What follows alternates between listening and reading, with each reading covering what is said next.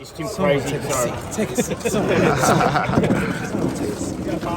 Given what's on the line and the disruptive preparation that Tim has had, is he crazy going ahead with this thing? No, Tim's Tim. You know, and I'm still learning him, but I read people very easy and very quickly. And what I read from Tim is he's no nonsense. He's all about working hard. He's all about putting his best foot forward, and he's here to be on top. He's not here just to say he did it, and he's not here just to win a belt and go home. Like, he really wants to capitalize, make a name for himself, and become a global star. And I love that about him. They're already made excuses if he wants them, but that's not really his mentality, is it? No, I probably relate to Tim in a lot of ways. Just learning him over the course of the last couple of months and seeing him, I was the same way. It didn't matter what was going on. At the end of the day, I gotta get in the ring and do what I do, and be great. You know, and he's daring to be great. I think anyone who questions what he's doing right now, they don't understand true greatness.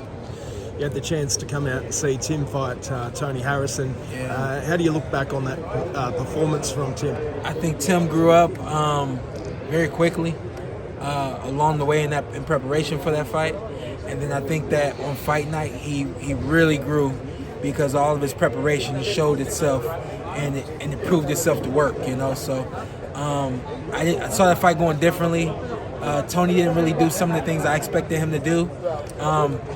Piston jab when he threw it, you know, but he wasn't consistent enough. And the thing that everyone had said about Tim, he will overwhelm you and he will break you down.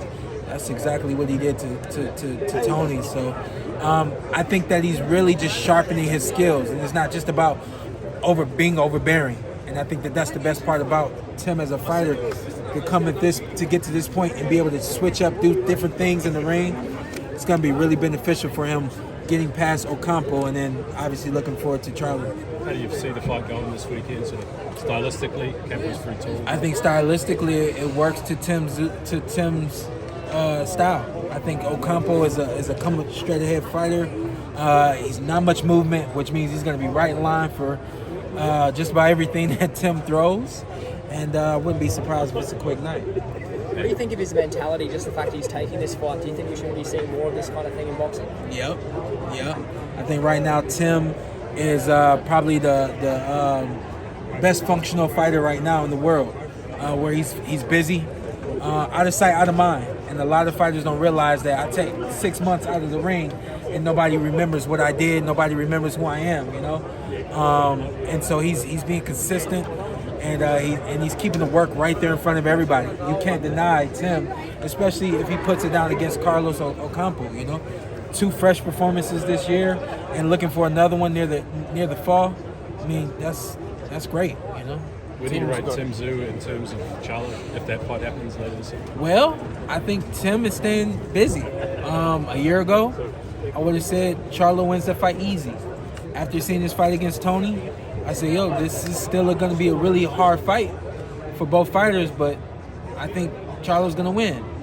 Now, with him being busy, keeping that work rate up, riding the waves of the energy of being consistently successful, this fight's going to get harder for Charlo month after month. You said 6 months ago you thought Charlo would have won easy. Tim's obviously a big star. That's a year ago, man. Tim's a big star in Australia.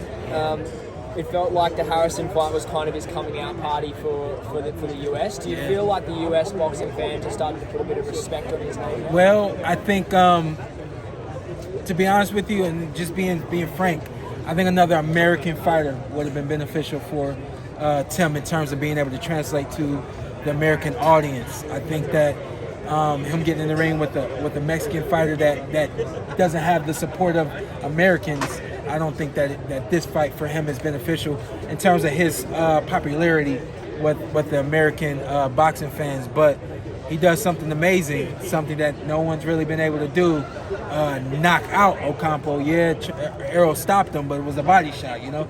If he beats down Ocampo and knocks him out, that's something to write home about. You know, for me to write home about. Tim's obviously got a big job to do on Sunday, but Yeah. if we were to press you for a prediction, if he gets through that unscathed, v Charlo, Like I said before, man, the more time Charlo stays out of the ring, not fighting, and especially Tim getting in the ring and fighting, it's just going to become a harder fight for Charlo.